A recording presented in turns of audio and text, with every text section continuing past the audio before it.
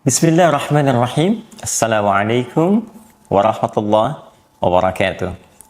Alhamdulillah wassalatu wassalamu ala Rasulillah wa ala alihi wa sahbihi wa man wala wa ba'd. Saudara-saudariku, apa kabar? Alhamdulillah berjumpa kembali dalam program Pertanda. Pernah tahukah Anda?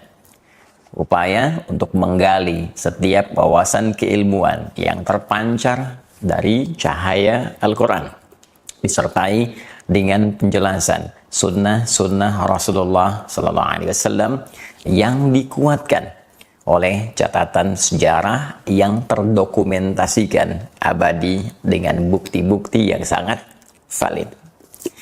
Kali ini ada sesuatu yang sangat menarik yang akan kita kaji dari data-data statistik yang dimunculkan oleh para sejarawan tentang transformasi kehidupan masyarakat Arab pra kenabian Rasulullah Muhammad SAW dengan bandingannya setelah Nabi memberi petunjuk dengan izin Allah kepada mereka yang merubah tatanan mereka ke dalam suasana yang terabadikan pada saat ini dengan kualitas yang tidak biasa.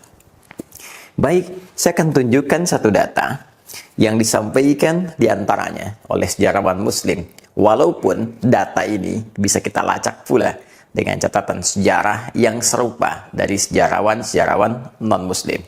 Kita ambil satu contoh kitab yang mendapat banyak pengakuan, kekinian, dan menjadi rujukan pada dunia kontemporer saat ini, khususnya tentang sejarah kehidupan dan tugas-tugas Nabi sejak itu dimulai sampai dengan beliau wafat dan perkembangannya sampai kekinian.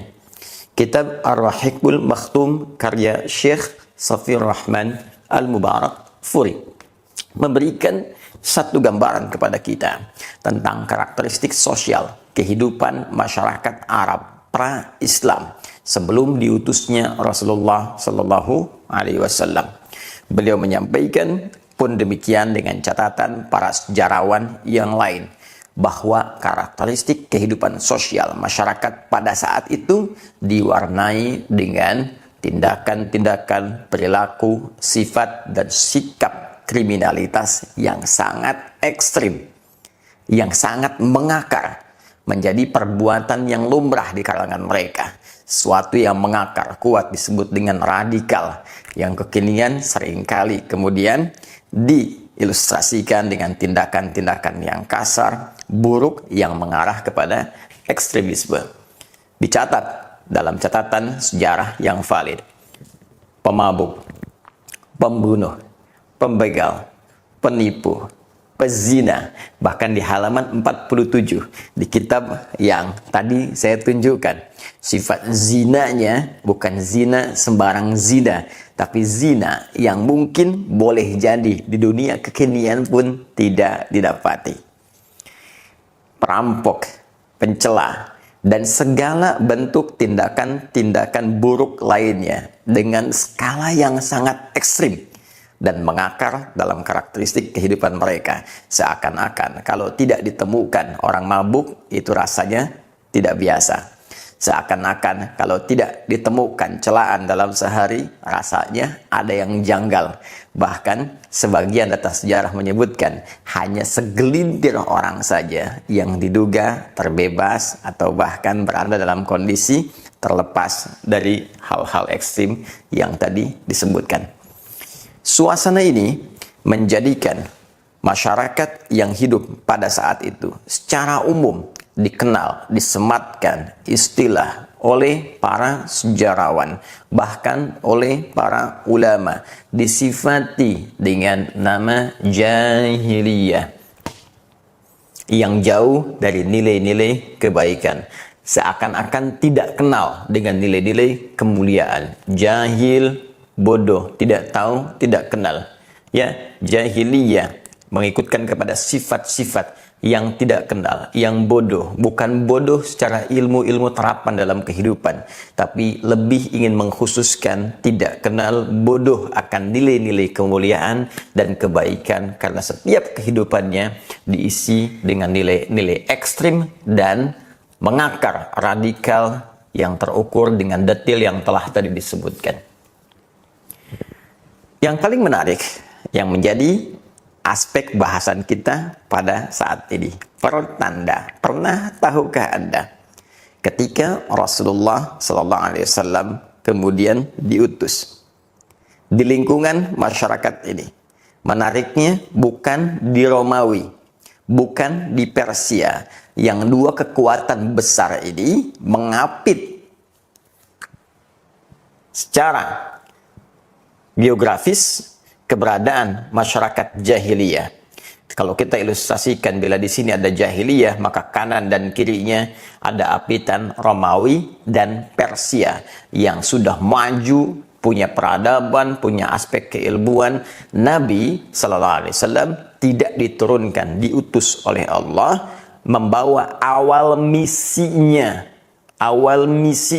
tidak dari Persia, tidak dari Romawi, supaya nanti tidak diduga pantas berkembang cepat karena umatnya sudah maju, punya peradaban, punya aspek keilmuan, punya kekuatan. Tidak. Yang paling menarik, Nabi diutus di titik yang paling rendah ini, yang dihiasi dengan nuansa-nuansa tadi yang telah kita utarakan. Dan lebih dahsyat lagi, ketika Nabi SAW diutus oleh Allah melalui titik nadir dalam kehidupan ini, Nabi tidak dibekali dengan tongkatnya Nabi Musa alaihissalam. Beliau SAW tidak dibekali dengan mukjizatnya Nabi Isa alaihissalam. Namun yang dahsyat, beliau dibekali dengan satu petunjuk yang sifatnya abadi sampai akhir zaman, yang segala nilainya, petunjuknya, pedomannya, tuntunannya bisa diresapkan ke dalam jiwa, dimudahkan oleh Allah untuk menghafalnya, dan diberikan jalan untuk menerjemahkannya sehingga menjadi pedoman yang aktual, yang bisa memberikan dampak dalam kehidupan. Pedoman itulah kemudian yang disebut dengan Al-Quran. Tepat di bulan Ramadan, di hari Jumat, Allah memberikan pembuka dari Al-Quran, wahyu yang akan mengubah tatanan kehidupan masyarakat jahiliyah dan mentransformasikan mereka menjadi khairu ummah. Iqra bismi rabbikal ladzi khalaq, khalaqal insana min 'alaq, iqra wa rabbukal akram, alladzi 'allama bil qalam, 'allamal insana ma lam ya'lam. Syahrul Ramadan alladzi unzila fihi al-Qur'an hudan lin-nas wa bayyinatin minal huda wal furqan. Al-ayah. Di bulan Ramadan diturunkan Al-Qur'an oleh Allah Subhanahu wa taala kepada Nabi Muhammad sallallahu alaihi wasallam.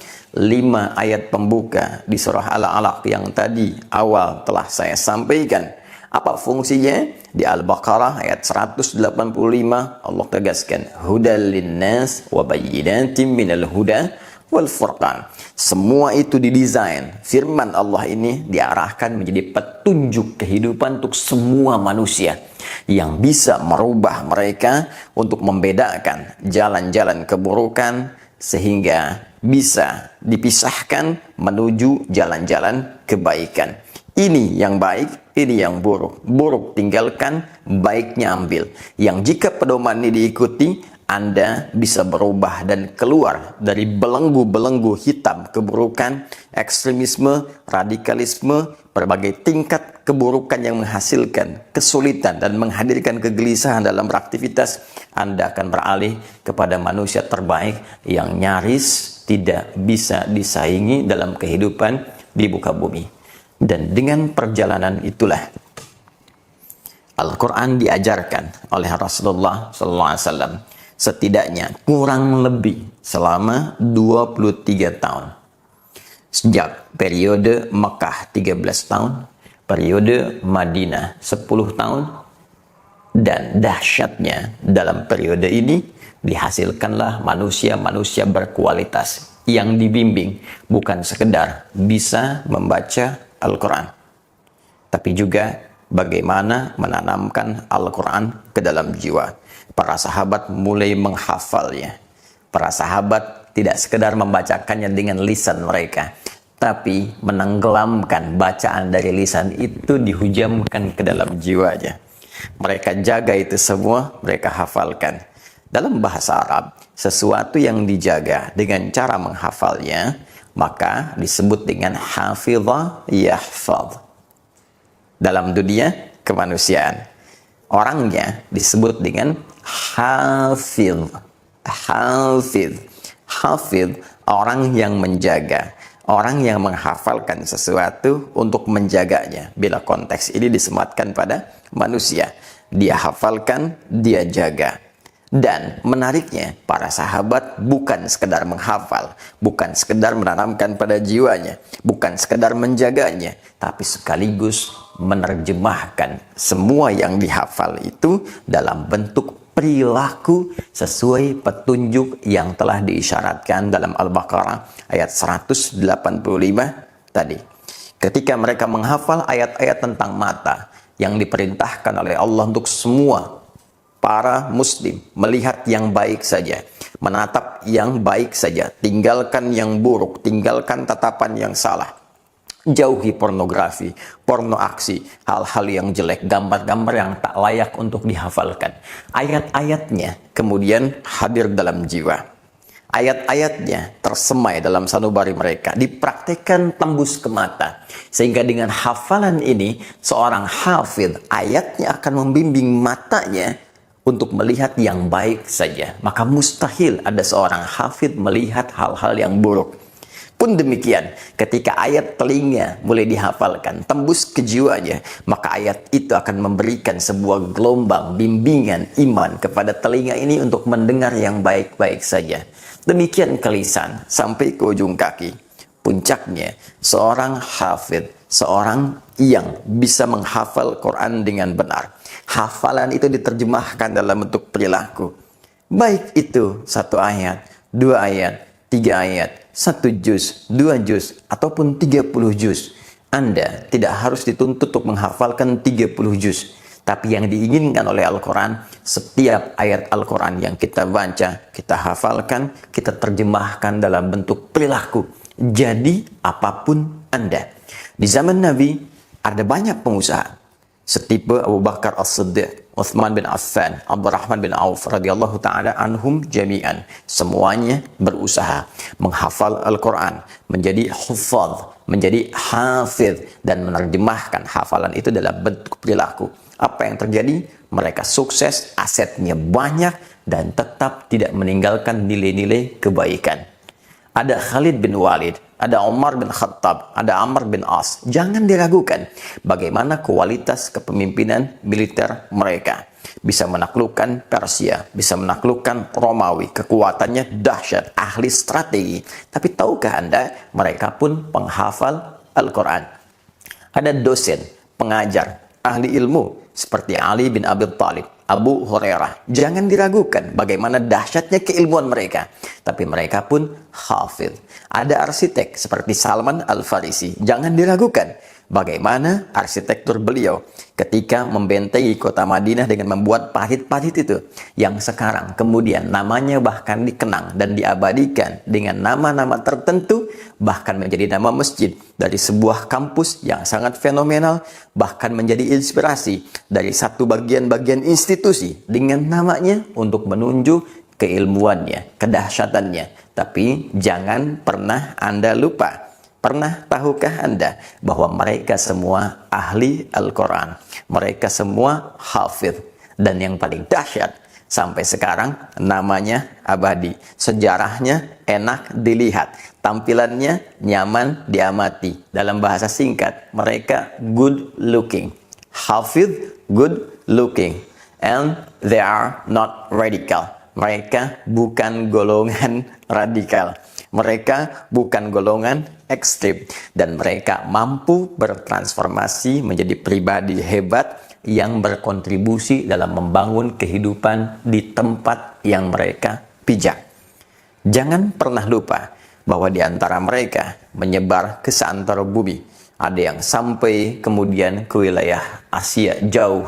sampai ke timur, bahkan ke Nusantara, bahkan ada yang sampai ke Cina, ada yang sampai ke Afrika, ada yang sampai ke Eropa. Semua sejarah membuktikan setiap langkah dan tinggal mereka selalu memberikan kontribusi positif di tempat mereka hadir. Jangan lupakan Negara Kesatuan Republik Indonesia. Bukankah saham terbesarnya adalah dari para ulama yang berjuang dengan rasa cintanya kepada negeri ini?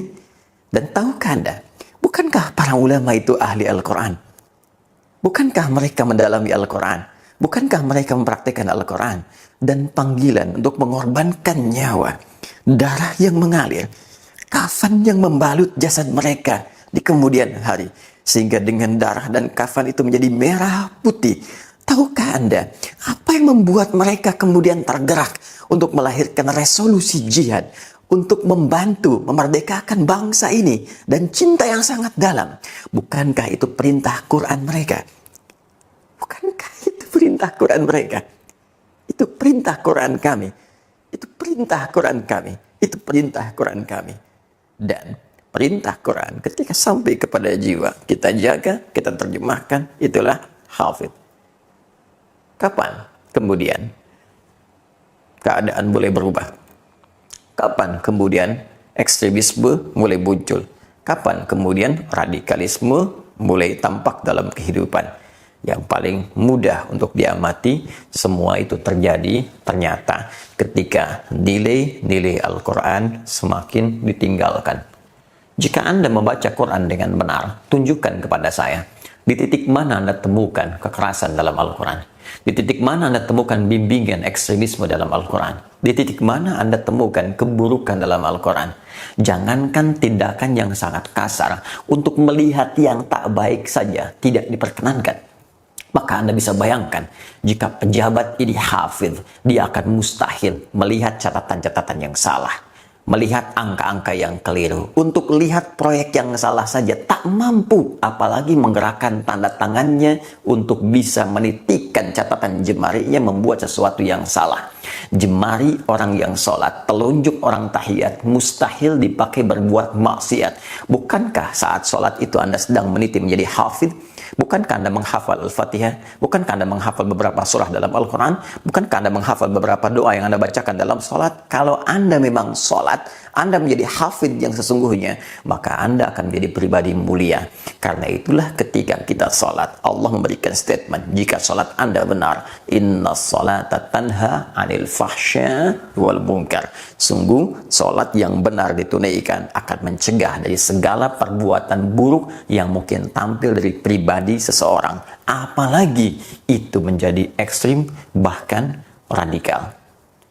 Dari sini, jika nilai-nilai Al-Quran mulai ditinggalkan, nilai-nilai Al-Quran mulai pudar, mulai dijauhkan, maka musibah akan terjadi dan terasa tindakan-tindakan buruk ini dalam kehidupan kita. Seperti kegemilangan, nilai-nilai keislaman di Spanyol, di Baghdad, ya dimanapun, di tempat manapun Islam pernah berpijak. Sepanjang nilai-nilai akhlak yang diajarkan Al-Quran ditinggalkan, maka lawannya yang buruk-buruk pasti akan muncul. Islam mengajarkan kejujuran. Al-Quran membawa ayat-ayat tentang ajaran jujur. Ketika ditinggalkan, maka dusta, bohong itu muncul. Islam membawa ketawaduan. Al-Quran datang dengan ayat-ayat kerendah hatian. Banyak terdokumentasikan jika memang Anda hafidh atau setidaknya qari, membaca dengan benar saja. Maka ajakan tawadu Anda temukan, sifat rendah hati Anda dapatkan. Anda tak pernah baca Quran, Anda tidak menjadi hafidh, Anda belum bergerak hanya untuk sekedar baca saja, maka sulit ditemukan ajaran-ajaran itu. Yang terjadi jika menyimpang dari itu, lawannya muncul. Rendah hati lawannya sombong, jujur lawannya dusta, lembut lawannya keras. Karena itulah Nabi Sallallahu Alaihi Wasallam ketika diperintahkan menyampaikan isi Al-Quran, mengajarkannya, mempraktikkan bersama para sahabat, Allah Subhanahu wa Ta'ala langsung memberi pengakuan dengan menghapuskan sifat jahiliyah yang melekat pada masyarakat Arab dengan turunnya Quran surah ke-3 Ali Imran ayat 110. Kuntum khaira ummatin ukhrijat linnas ta'muruna bil ma'ruf wa tanhauna 'anil munkar wa tu'minuna billah. Kalian adalah umat terbaik, sekelompok manusia terbaik yang pernah hadir di bumi, yang pernah dilahirkan dan beraktivitas di bumi. Apa di antara bukti kebaikan itu? Kalian selalu mengerjakan yang baik-baik dan meninggalkan bahkan mencegah pada setiap hal yang tidak baik dengan didasari dasar iman kepada Allah Subhanahu wa Ta'ala. Iman kepada Allah lahir dari nilai-nilai keyakinan yang matang, nilai-nilai keagamaan yang kuat. Karena itu negara kita menyantumkan nilai-nilai keyakinan, keagamaan, bahkan menjamin itu semua. Di antara tujuannya agar melahirkan orang-orang baik dalam kehidupan. Negara menjamin kemerdekaan tiap-tiap penduduk untuk memeluk agamanya masing-masing dan beribadah menurut agama dan kepercayaannya itu. Pasal 29 ayat 2. Jika mengkaji Al-Quran, mempraktikkan Al-Quran, menjadi hafidh adalah bagian ibadah bagi saya, Anda, kita, umat Islam, maka menjadi hafidh dijamin oleh negara. Menjadi ahli Quran dijamin oleh negara. Mempraktikkan Quran dijamin oleh negara. Dan dengan jaminan itu, berharap kita semua bisa mengamalkan isi Al-Quran dengan benar, sehingga tampil lebih elegan, good looking. Menjadi aneh jika berinteraksi dengan Al-Quran. Menjadi seorang hafidh menjadi sebuah persoalan. Ini menunjukkan ada yang salah dalam pemikiran dan ada yang bertentangan dengan nilai-nilai yang telah terbangun dan diabadikan dalam data sejarah dan diakui bukan hanya oleh Muslim tapi juga non-Muslim. Karena itu, tahukah Anda, menjadi hafidh akan selalu identik dengan good looking dan selalu akan terbebas dari perbuatan radikal. Pesan kami, jika ada orang-orang yang mengajak pada perbuatan-perbuatan ekstrim, radikal, yang tidak dibenarkan oleh isi Al-Quran, walaupun dia mengklaim dirinya hafidh, hafal Quran, dan seterusnya, jika mengajak pada perbuatan buruk yang bertentangan dengan Quran itu sendiri, sesungguhnya dia bukan hafidh. Sesungguhnya dia bukan ahli Quran. Karena hafidh yang sesungguhnya sudah pasti good looking, enak dipandang, enak dalam beraktivitas, good attitude, attitude-nya bagus, perilakunya mulia, dan jauh dari nilai-nilai kekerasan. Tahukah Anda? Subhanakallahumma wa bihamdika, asyhadu an la ilaha illa anta, astaghfiruka wa atubu ilaik. Assalamualaikum warahmatullahi wabarakatuh.